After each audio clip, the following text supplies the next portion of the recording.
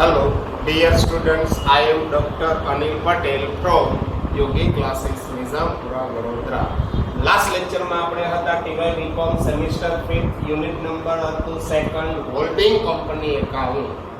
Holding company એકાઉન્ટમાં આપણે without revaluation of fix asset ના એક્ઝામ્પલ બહુ બધા જોઈ લીધા અને તમને આવડે બી. રીવેલ્યુએશન ઓફ ફિક્સ એસેટ નો એક એક્ઝામ્પલ આપણે અહીંયા જોયેલો ઓફલાઈન લેક્ચરમાં ક્લાસની અંદર સેટરડે આપણે એડજસ્ટમેન્ટ કરેલું ત્યારે જોયેલું. આજે પણ રીવેલ્યુએશન ઓફ એસેટ વાળા એક્ઝામ્પલ છે. હવે જે પોઈન્ટ બોલો એ સાંભળજો. મારી પાસે બોર્ડ અહીંયાથી અહીંયા સુધી તમે જોઈ શકો એટલું છે. ઇટ મીન્સ હું જેટલું બી લખીશ ફરી ઉડાવી દઈશ, બીજી વાર લખીશ એવી ટ્રાય કરીશ. ટ્રાય કરું છું, કરવાનું છે તમારે. ધ્યાન રાખજો. 2 કે 3 લેક્ચર આપણે કરીશું. 3 એક્ઝામ્પલ એવા કરાવું છું જેમાં રીવેલ્યુએશન ઓફ એસેટ હોય એ ટાઈપના એક્ઝામ્પલ. એમાંનો ફર્સ્ટ એક્ઝામ્પલ આજે જોવાનો છે. આપણે જોવાનો છે એક્ઝામ્પલ નંબર 13, 13 નંબર. ટેમ્પલેટમાં પેજ નંબર છે 26. આજનો લેક્ચર નંબર છે 8. ધ્યાન રાખજો બરાબર. Following are the balance sheet of holding limit X limited and Y limited. X એટલે H holding અને Y એટલે subsidiary.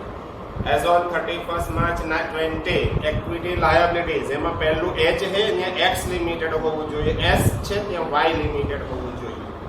પહેલું છે equity share of ₹10. સબસિડરી ના નંબર ઓફ શેર મને દેખાય 1,20,000.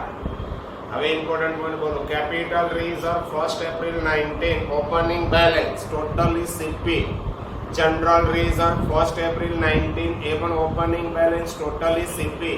કરેક્શન કરવાનું છે. પ્રોફિટ એન્ડ લોસ એકાઉન્ટ ત્યાં પણ બ્રેકેટમાં લખો 1st એપ્રિલ 19. 1st એપ્રિલ 19 લખવાનું છે. ઇટ મીન્સ આ ઓપનિંગ બેલેન્સ છે 1 લાખ, એ બી ટોટલી CP. ક્રેડિટર્સ એ તો બેલેન્સ શીટમાં. હવે દેખો profit and loss current year profit 19-20. Current યરનો પ્રોફિટ મને દેખાય 60,000 એ CPRP માં ડિસ્ટ્રીબ્યુટ કરાય. સિક્યુરિટી પ્રીમિયમ હોલ્ડિંગ નું છે એ તો બેલેન્સ શીટમાં. જો સબસિડરી નું હોય તો ટોટલી CP. યાદ રાખો, સિક્યુરિટી પ્રીમિયમ એ કેપિટલ પ્રોફિટ કહેવાય. સબસિડરી નું હોય તો totally CP. Asset side plant, furniture, stock at cost, debtors, cash at bank, trade investment. Subsidiary નું છે હોલ્ડિંગ માં દેખો 96,000 share of Y limited at cost 10,800. આ cost of investment in S limited. Holding એ Y limited માં એટલે કે subsidiary માં ઇન્વેસ્ટમેન્ટ કર્યું 10,80,000 અને ગુડવિલ આપી છે ઓલરેડી 5 અને 1,50. On 1st April 19 X limited acquired the share from the shareholder of Y limited. X એટલે હોલ્ડિંગ એ કેટલા શેર એક્વાયર કર્યા? 96,000 equity share in Y limited. 96,000 share acquire કર્યા પણ બદલામાં પેમેન્ટમાં ચેક નથી આવ્યું. And allotted a consideration thereof 72,000 of its own share at a premium of ₹5. બદલામાં પોતાના શેર આપી દીધા. ચાલે, તમે કેશ આપો, ચેક આપો, તમે 96,000 શેર એક્વાયર કરી લીધા. બદલામાં પોતાના કેટલા શેર આપ્યા? 72,000 શેર. ₹5 પ્રીમિયમ થી ₹15. તો 72,000 ગુણ્યા 15 કરશો ને એટલે 10,80,000 થઈ જશે cost of investment. Next one, at the date of acquisition, at the time of acquisition, plant of subsidiary company was valued at. Plant ની આ નવી value 10,44,444 and furniture was valued at 83,211. આ બંનેની નવી value. Placing no valuation of trade investment. Trade investment ની value 0 and goodwill ની value બી 0. ચાર વેલ્યુનું ચાર એસેટ નું રીવેલ્યુએશન છે. પણ એમાં હળ ક્યારે કહેવાય? જેમાં ડેપ્રિસિએશન હોય હળ કહેવાય. પ્લાન્ટ મશીનરી અને ફર્નિચર નું હળ કહેવાય. પહેલામાં તો કઈ માથાકૂટ જ નહીં. ટ્રેડ ઇન્વેસ્ટમેન્ટ 0 કરી દેવાનું, totally capital profit. Trade investment subsidiary નું ટ્રેડ ઇન્વેસ્ટમેન્ટ કેપિટલ લોસ 69 હતું, હવે થઈ ગયું 0, totally capital loss. Goodwill subsidiary નું ગુડવિલ 150 હતું, હવે 0. ઇટ મીન્સ એ બી ટોટલી કેપિટલ લોસ. સીધું જેમાં ડેપ્રિસિએશન ના હોય, ડિફરન્સ ઇન ડેપ્રિસિએશન ના હોય. The subsidiary company used to charge depreciation at 10% and 5% per annum respectively on plant and furniture. Rate of depreciation આપેલો છે. ઓપનિંગ વેલ્યુ શોધવાની છે તમારે. Stock of Y limited include 50,000 in respect of goods received from X limited.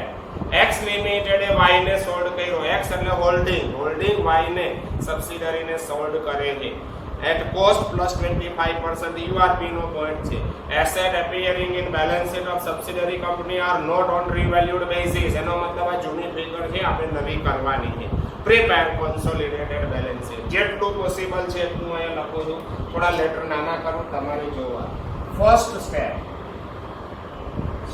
first, calculation of proportion of holding and minority. H and M એટલે holding and minority. અહીંયા ધ્યાન, total number of equity share of S limited subsidiary ના total number of share liability side 12 lakh રૂપિયા, 10 રૂપિયાનો એ એટલે 1,20,000 share. એમાંથી holding અને minority, holding એ acquired કર્યા 96,000 શેર, એસેટ બાજુ આપેલું છે, એડજસ્ટમેન્ટ નંબર 1 માં બી છે 96, અહીંયા રહેશે 24, તો થશે 3:1 કે 4:1. આ પ્રપોર્શન ઓફ હોલ્ડિંગ માઇનોરિટી આવી ગઈ. સ્ટેપ નંબર સેકન્ડ, આ બધું મારે ઉડાવવું પડશે. Calculation of CP and RP ratio. અહીંયા લખીશું બેલેન્સ શીટ ડેટ, અહીંયા લખીશ ઓપનિંગ ડેટ, અને અહીંયા લખું છું ડેટ ઓફ પરચેસ. પહેલા બેલેન્સ શીટ ડેટ ઉપર મને દેખાય 31 માર્ચ 20, 12 મહિના બેક જાઓ 1 એપ્રિલ 19, અને date of purchase of share be 1 April 19 જ છે. આને કહેવાય સીપી, આને કહેવાય આરપી.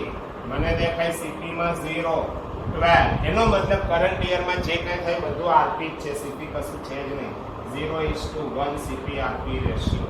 સ્ટેપ નંબર 3, અહીંયા ધ્યાન. હવે જે મેઇન સ્ટેપ છે તે revaluation of assets. Revaluation of assets. એમાં બી જે એસેટમાં ડેપ્રિસિએશન ના હોય એવી બે એસેટ એનું પહેલા કરી દઉં. ફર્સ્ટ વન, અહીંયા ધ્યાન. ફર્સ્ટ ABC એ ઇન્વેસ્ટમેન્ટ લખેલું છે. ઇન્વેસ્ટમેન્ટ નું પણ રિવેલ્યુએશન, ટ્રેડ ઇન્વેસ્ટમેન્ટ.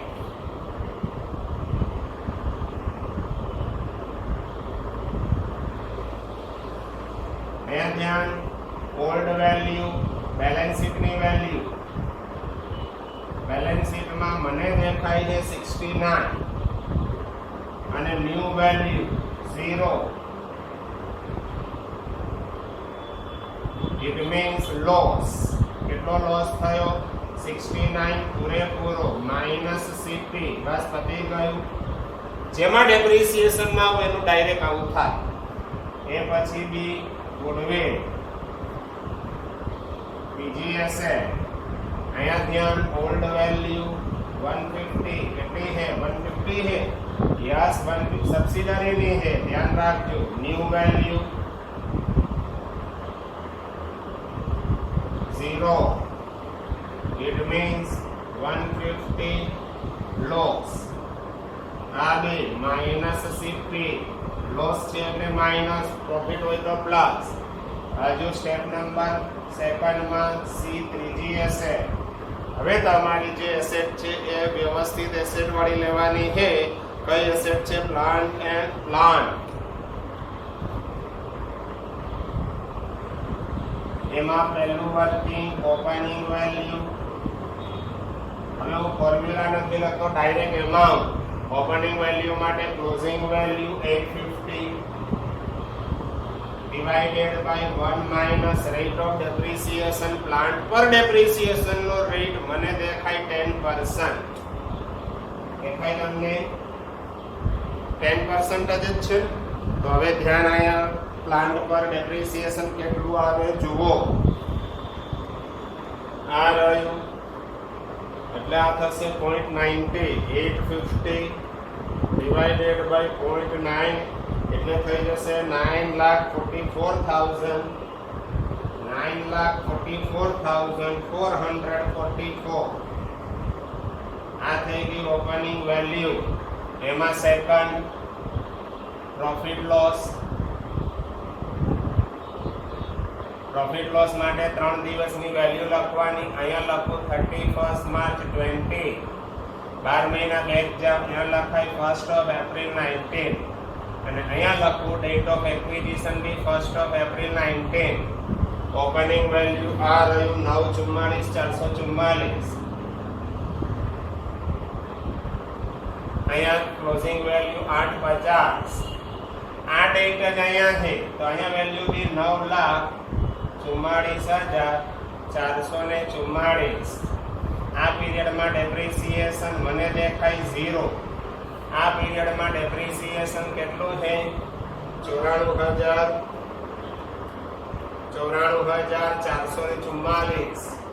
94,444 આ થઈ ગયું ડેપ્રિસિએશન. આમાંથી આ લેસ કરો એટલે 850 આવતા હશે. યસ આવે છે. ઓકે, હવે ધ્યાન રાખો આ તમારી વેલ્યુ છે. આની નવી વેલ્યુ કેટલી થઈ? ન્યુ. આની નવી વેલ્યુ આપેલી જ છે મને દેખાય છે. નવી વેલ્યુ ફર્નિચરની થઈ 10,44,444. સોરી, પ્લાન્ટની 10,44,444 વેલ્યુ વધી ગઈ. Therefore profit plus 1 lakh. આ રહ્યો પ્લસ 60. હવે ન્યુ ડેપ્રિસિએશન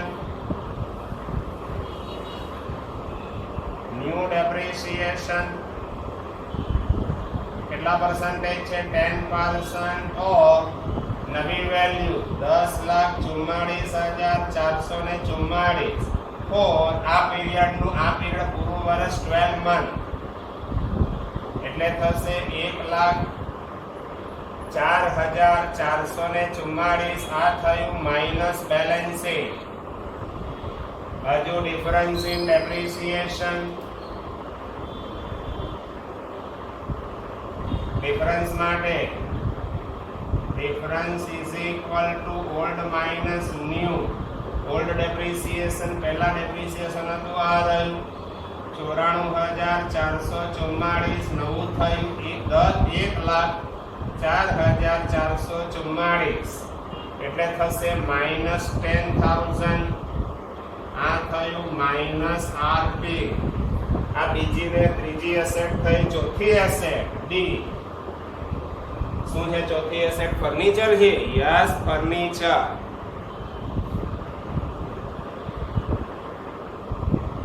ફર્નિચર માટે બી પહેલા તમારે ઓપનિંગ વેલ્યુ અહીંયા ધ્યાન. Opening value is equal two મને દેખાય ક્લોઝિંગ વેલ્યુ કેટલી બેલેન્સ શીટમાં દેખાય? 80,000.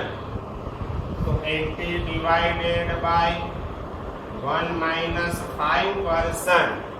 અહીંયા ધ્યાન 80,000 ડિવાઇડેડ બાય 0.95 એટલે થશે 84,211. 84,211 આ થઈ ગઈ opening value. Second working profit oblique loss. અહીંયા ધ્યાન એના માટે 3 દિવસની વેલ્યુ 31st માર્ચ 20. 12 મહિના બેક જાઓ 1st of April 19 અને date of acquisition be 1st of April 19. અહીંયા ધ્યાન બેલેન્સ શીટમાં વેલ્યુ આપી 80,000. 12 મહિના બેકની વેલ્યુ છે 84,211. અહીંયા આ તારીખ અને આ તારીખ કોમન છે તો અહીંયા પણ 84,211 હોય. અહીંયા ડેપ્રિસિએશન 0 કારણ કે એક બી પીરિયડ છે જ નહીં. અહીંયા ડેપ્રિસિએશન મને દેખાય છે 4,211. હવે આની નવી વેલ્યુ કેટલી થાય જુઓ જી. ફર્નિચરની વેલ્યુ નવી વેલ્યુ છે 83,211. therefore loss ₹1,000 minus CP. આ બધું સીપી આરપી ના વર્કિંગમાં હમણાં લખાશે. ત્યાર પછી સેકન્ડ પછી થર્ડ અહીંયા લખું છું ન્યુ ડેપ્રિસિએશન કેટલા પર્સન્ટેજ છે? 5% ઓફ 83,211 for 12 month. અહીંયા ધ્યાન 83,211 into 5% આ થશે 4161 આ નવું ડેપ્રિસિએશન માઇનસ બેલેન્સ શીટ. હવે અહીંયા ધ્યાન હજી થર્ડ પછી fourth difference in depreciation. Difference in depreciation difference માટે difference is equal to old minus new. Old હતું 4211 આ રહ્યું ન્યૂ આવ્યું 4161 આ રહ્યું 4211 માઇનસ 4161 50 રૂપિયા પ્લસ 50 આ થઈ ગયું પ્લસ આરપી. હવે જે વર્કિંગ છે ધ્યાન રાખો સ્ટેપ નંબર 4. જો હવે ડેન્જર વર્કિંગ છે step number 4 calculation of CP and RP. જગ્યા બહુ ઓછી છે એટલે બહુ નાના નાના લેટર કરવા પડે છે.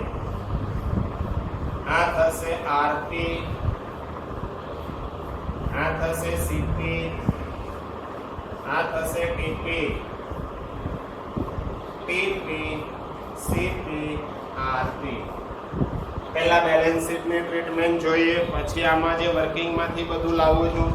અહીંયા ધ્યાન opening balance of capital reserve.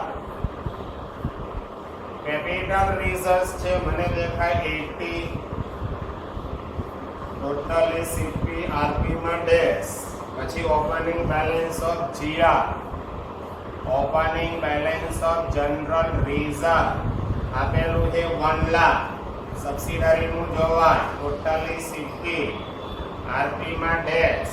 ત્યાર પછી પ્રોફિટ લોસ માં કરેક્શન કીધેલું opening balance of P and L મને દેખાય છે opening balance of profit and loss account 1 lakh totally CP 1 lakh RP માં ડેશ. અને કરંટ યર પ્રોફિટ નીચે આપેલું છે કરંટ યર પ્રોફિટ કેટલું દેખાય છે 60 ટોટલી આરપી. સીપી માં ડેશ બધું આરપી જ છે. હજુ સિક્યુરિટી પ્રીમિયમ હોલ્ડિંગ નું છે સબસિડરી નું હોય તો અહીંયા લખાય સીપી હોય તો એસેટ સાઈડ કોઈ નથી. હવે અહીંથી સ્ટાર્ટ કરું છું. R loss in investment, loss in investment કેટલો લોસ થયો 69 નેગેટિવ ટોટલી સીપી 69 આરપી માં dash. Loss in goodwill, loss in goodwill જગ્યા ઓછે ડાઉટ આપો છો goodwill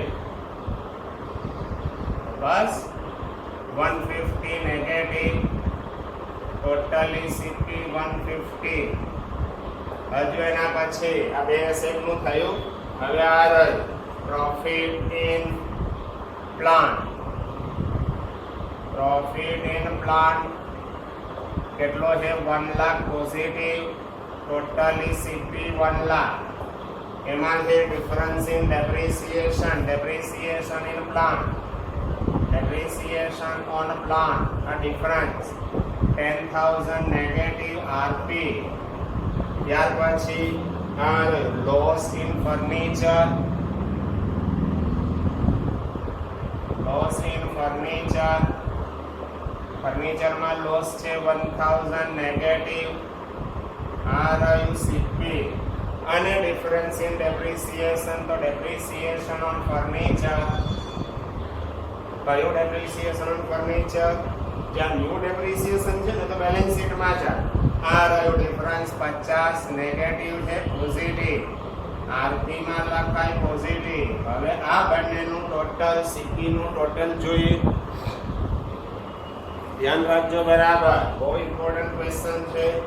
80,000 positive plus 1 plus 1 2 lakh બીજા પોઝિટિવ પ્લસ ને માઇનસ 69 પાછા માઇનસ 150 પાછા પ્લસ 1 લાખ અને માઇનસ 1,000 એટલે થશે 160 1,60,000 સીપી. અહીંયા 60 માંથી 10 ગયા 50 માંથી 50 રૂપિયા ગયા 50,000 માઇનસ 50 એટલે થશે 49,950 આવે છે સીપી 160. આરપી અહીંયા તો આ રેવન્યુ ગ્રોથ 50 આ પ્લસ છે એટલે માઈનસ નથી, ખાલી આમાંથી આ માઈનસ આ તો પ્લસ એટલે 50,050. હવે ધ્યાન અહીંયા આના બે ટુકડા હોલ્ડિંગ અને માઇનોરિટી, અહીંયા બી હોલ્ડિંગ અને માઇનોરિટી. હોલ્ડિંગ માઇનોરિટી નો રેશિયો છે 4:1, તો 160 ડિવાઇડેડ બાય 5 એટલે અહીંયા થશે 32 અને ઇન્ટુ 4 તો અહીંયા થશે 128. અહીંયા બી 4:1 તો અહીંયા થશે 40040 10010. આ કઈ જશે બેલેન્સ શીટમાં. નેક્સ્ટ વર્કિંગ આ રહ્યું step number 6, calculation of cost of control. Cost of control માટે આ રહ્યું cost of investment in S limited સબસિડરીમાં જે એસેટ બાજુ આપેલું જ છે અને એમ ના કરો તો એને આપ્યા 72,000 શેર ઇન્ટુ 15 કરશો તો 1080 ડાયરેક્ટ 1080 લખું છું 10,80,000 લેસ. એની સામે શું મળે છે? પહેલું જ ઇક્વિટી શેર કેપિટલ. અહીંયા ત્યાં 96,000 શેર, એક શેર 10 રૂપિયાનો 9,60,000 પ્લસ બીજું શું મળે છે? Part in CP. સીપીમાં પાર્ટ આ રહ્યું 128 એટલે ટોટલ 10,88,000. 8,000 મને દેખાય આમાં ત્યાં નેગેટિવ થઈ તો 8,000 કેપિટલ રિઝર્વ. કેપિટલ રિઝર્વ યાદ રાખજો, ગુડવિલ અને કેપિટલ રિઝર્વ બેલેન્સ શીટ બનાવો ત્યારે એડજસ્ટ કરવાનું ભૂલાય નહીં. નેક્સ્ટ વન અને step number 7, calculation of sorry આ સ્ટેપ નંબર 3 હતું, કયો સુધી 3, તો આ સ્ટેપ નંબર થાય 4, આ સ્ટેપ નંબર છે 5 અને આ સ્ટેપ નંબર છે 6. Calculation of minority interest. તેના માટે બેલેન્સ ઇક્વિટી શેર કેપિટલ. કેટલા શેર બેલેન્સ બચે છે? 24,000 into 10 240 plus part in CP. સીપીમાં પાર્ટ આ રહ્યું 32, માઇનોરિટીનો પાર્ટ 32 અને પ્લસ પાર્ટ ઇન આરપી. આરપીમાં માઇનોરિટીનો પાર્ટ છે 10010. ટોટલ અહીંયા ધ્યાન 240 પ્લસ 32,000 પ્લસ 10010 એટલે થશે 28, 20, 10. આ થઈ ગયું માઇનોરિટી ઇન્ટરેસ્ટ. આવે છે આવે છે માઇનોરિટી ઇન્ટરેસ્ટ અને કેપિટલ રિઝર્વ. હવે લાસ્ટ વન અહીંયા મારે જગ્યા કરવી પડશે યુઆરપી માટે અને પછી નોટ્સ બધી બનાવી દઈશ. આ રહ્યું calculation of URP. Step number કયું હતું? 7. Step 7, calculation of URP that is unrealized profit. કઈ કંપની ગુડ્સ સોલ્ડ કરે છે? મેં વાંચેલું સ્ટોક ઓફ વાય એટલે સબસિડરીનો સ્ટોક છે. Holding sold goods to subsidiary limited. H limited sold goods to S limited. Holding સબસિડરીને વેચે છે. આ ફોર્મ્યુલા તો પહેલેથી જાણો છો, કોસ્ટ પ્લસ પ્રોફિટ એટલે આવે સેલ્સ. મને પ્રોફિટ દેખાય 25%. કયા સો એઝમ્પશન કરું? 25%. કોસ્ટ પ્લસ 25 તો કોસ્ટ એઝમ્પશન કરવાના 125, 125. અહીંયા ધ્યાન, ઇફ સેલ્સ 125 તો એમાં પ્રોફિટ છે 25. મને સેલ્સ દેખાય છે 50,000 નું ગુડ્સ વેચેલ છે 50,000. આમાં પ્રોફિટ કેટલો? તો અહીંયા ધ્યાન 25 ઇન્ટુ 50,000 ડિવાઇડેડ બાય 125 એ થશે 10,000. આ 10,000 બધું સ્ટોકમાં જ છે અને 100 આ સોલ્ડ ભૂલી જા 10,000 સ્ટોકમાં એટલે 10,000 જ યુઆરપી કહેવાય. યાદ રાખવા 10,000 ની બે ઇફેક્ટ શું આવે? હોલ્ડિંગ લિમિટેડ એ સેલિંગ કંપનીનો પ્રોફિટ ડાઉન અને સબસિડરી લિમિટેડ એ પરચેસિંગ કંપની સબસિડરી લિમિટેડ જે પરચેસ કરે એનો સ્ટોક ડાઉન કરાય. આ થઈ ગયું તમારો વર્કિંગ. હવે નોટ્સ ટુ બેલેન્સ શીટ ધ્યાન અહીંયા બરાબર. નોટ્સ ટુ બેલેન્સ શીટ જે કરું છું પહેલેથી નોટ્સ ટુ એકાઉન્ટ યા તો નોટ્સ ટુ બેલેન્સ શીટ જે પોતે આ તો બંને લોસ છે ડાયરેક્ટ દેખાય છે એટલે ઉડાઈ દઉં છું.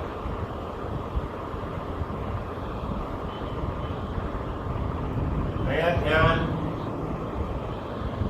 નોટ્સ ટુ એકાઉન્ટ આ બેઝિક બધા વર્કિંગ અહીંયા તમારા પૂરા થયા. નોટ્સ ટુ એકાઉન્ટ ની અંદર નોટ નંબર 1 શેર કેપિટલ અને આમ બી આ એક્ઝામ્પલ લેન્થી આ જ છે પછી તો બહુ આટલું નથી. આ રહ્યું એમાઉન્ટ ઇન રૂપીઝ પર્ટિક્યુલર આ દરેકમાં લખવું પડે. હું એક જ વખત લખું છું હવે નહીં લખું કોઈ જગ્યાએ પર્ટિક્યુલર એમાઉન્ટ. ઓથોરાઇઝ્ડ કેપિટલ ધ્યાન અહીંયા ઇનફેક્ટ ખબર નથી તો નીચે બે લાઈન ડ્રો કરાય ટોટલમાં કન્સિડર ના કરાય. Issue subscribed and paid up capital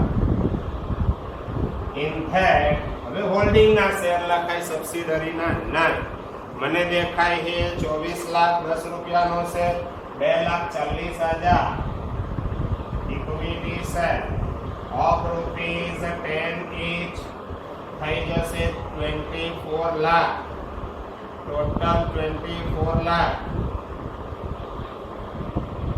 હવે અહીંથી આવશે note number 2 reserves and surplus.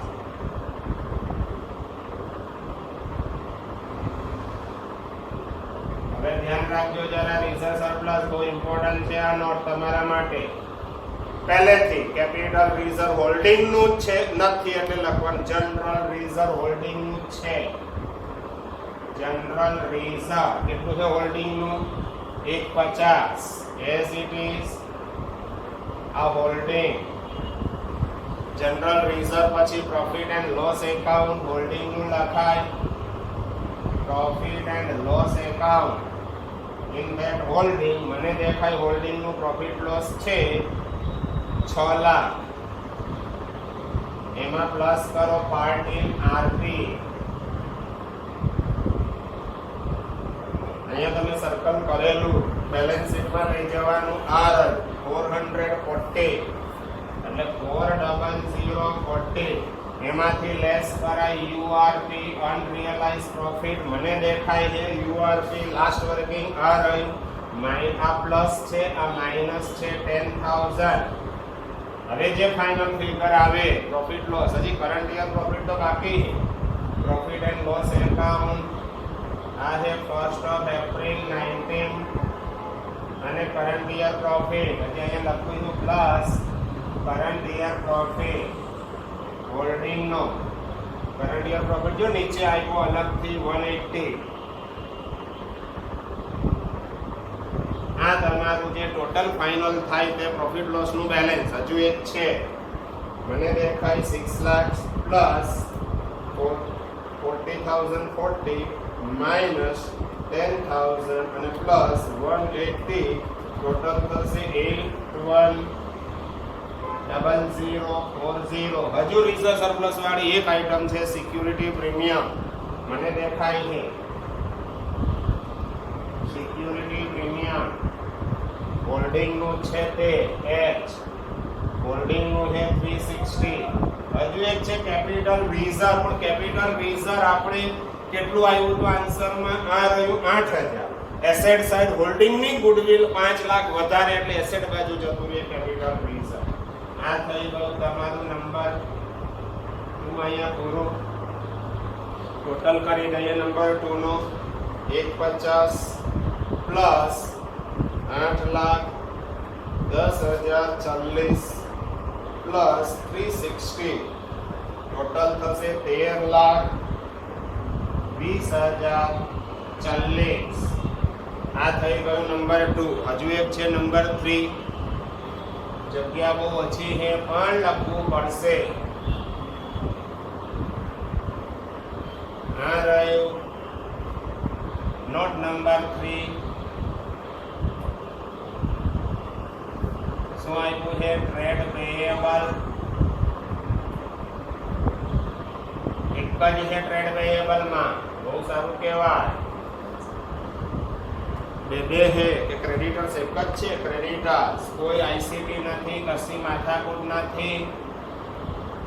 Creditors holding અને સબસિડરી. હોલ્ડિંગ ના ક્રેડિટર્સ છે 330,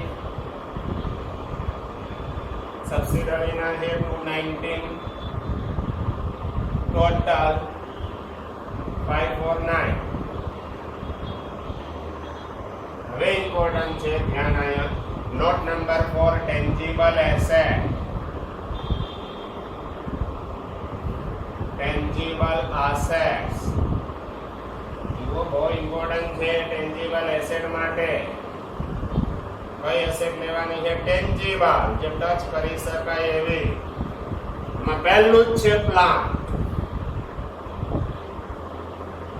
હોલ્ડિંગ. હોલ્ડિંગ નું ડાયરેક્ટ લખો પ્લાન્ટ. મને દેખાય 960. સબસિડરી ઇનર કોલમ ની પણ ઇનર કોલમ નવી વેલ્યુ. સબસિડરી ના પ્લાન્ટ ની નવી વેલ્યુ થઈ 10,44,444. એમાંથી લેસ કર્યા depreciation are minus balance sheet 1,44,1,04,444. હવે આમાંથી આ લેસ કરો, કેટલું થાય છે ચેક કરીએ જી. 105 times 4 minus 104 times 4 એટલે થશે 940 પ્લસ 960 એટલે થશે 19 લાખ. આ થયું તમારું પ્લાન. યાદ રાખજો, આ નવી બેલેન્સ શીટમાં લેસ કરાય. હવે એટલું ઉડાવું છું કારણ કે આપણી પાસે જગ્યા ઓછી છે એટલે એમ સેટ કરતા જઈએ છીએ. હવે સેકન્ડ ટેન્જીબલ એસેટમાં બીજી મને દેખાય ફર્નિચર. બહાર આવ્યું ફર્નિચર. એમાં હોલ્ડિંગ. હોલ્ડિંગ નું ફર્નિચર તો ડાયરેક્ટ લખાય. મને દેખાય 260. સબસિડરી ઇનર કોલમ ની પણ નવી વેલ્યુ. સબસિડરી નું ફર્નિચર આ રહી નવી 83,211. 83,211. એમાંથી માઇનસ ડેપ્રિસિએશન લખ્યું છે માઇનસ બેલેન્સ શીટ 41,61. લેસ કરી દઈએ 83,211 માઇનસ 4161 એટલે થશે 79050. એને બાર લાવો, પ્લસ કરો 260 એટલે થશે 339050. આ થઈ ગયું તમારું ટેન્જીબલ એસેટ્સ. એમાં પ્લસ કરો 19 લાખ એટલે થશે 22,39,050. ત્યાર પછી note number 5 intangible asset.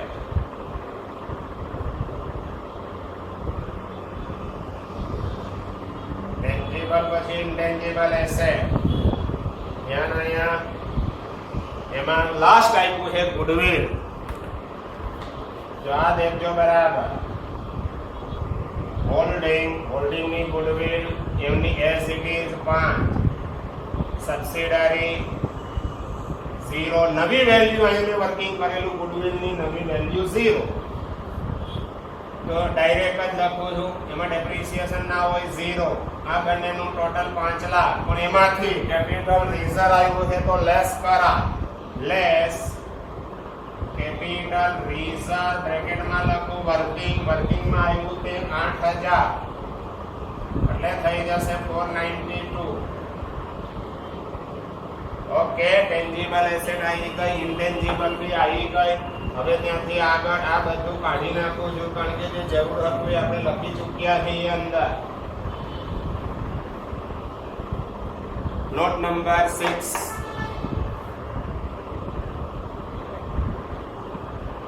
Trade investment 0 થઈ જશે. યાદ રાખો, ટ્રેડ ઇન્વેસ્ટમેન્ટ એટલે નન કર હોલ્ડિંગ નું 0 થઈ જશે. સબસિડરીની નવી વેલ્યુ 0 એટલે 0 લખો ન તો ચાલે અને લખવું હોય તો 0 થઈ જશે એટલે નથી લખતો. ત્યાર પછી આવે છે સ્ટોક એટલે ઇન્વેન્ટરી.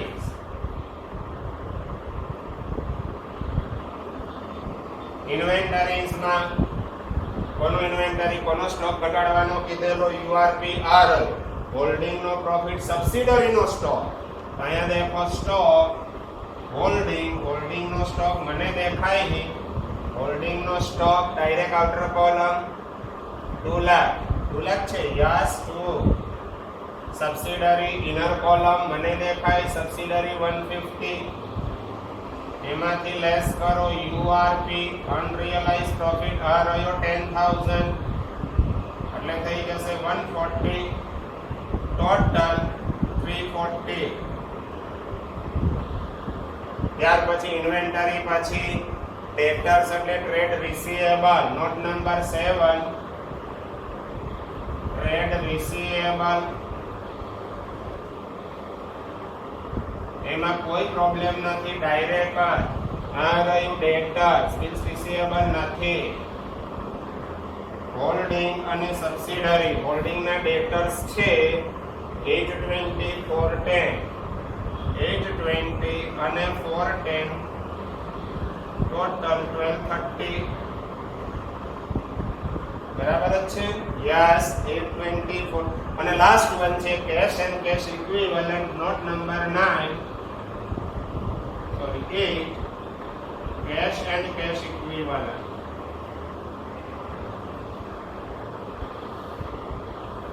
આ રહ્યું cash at bank balance at bank.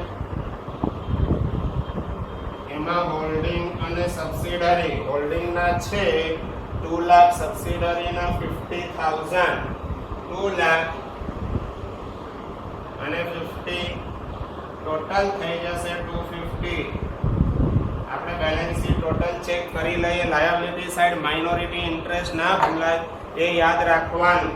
અહીંથી ધ્યાન રાખો. ચાલુ કરો 24 લાખ પ્લસ 13 લાખ 20,040 પ્લસ 5,49,000 અને પ્લસ માઇનોરિટી ઇન્ટરેસ્ટ કઈ ગયું આ રહ્યું 2,82,010 એટલે થાય છે 45,51,050. યસ આવે છે આ 45,51,050.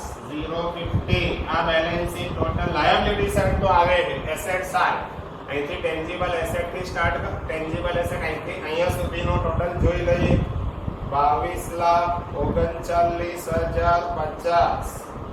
22,39,50 પ્લસ 492 પ્લસ 340 પ્લસ 12,30,000 અને પ્લસ 250.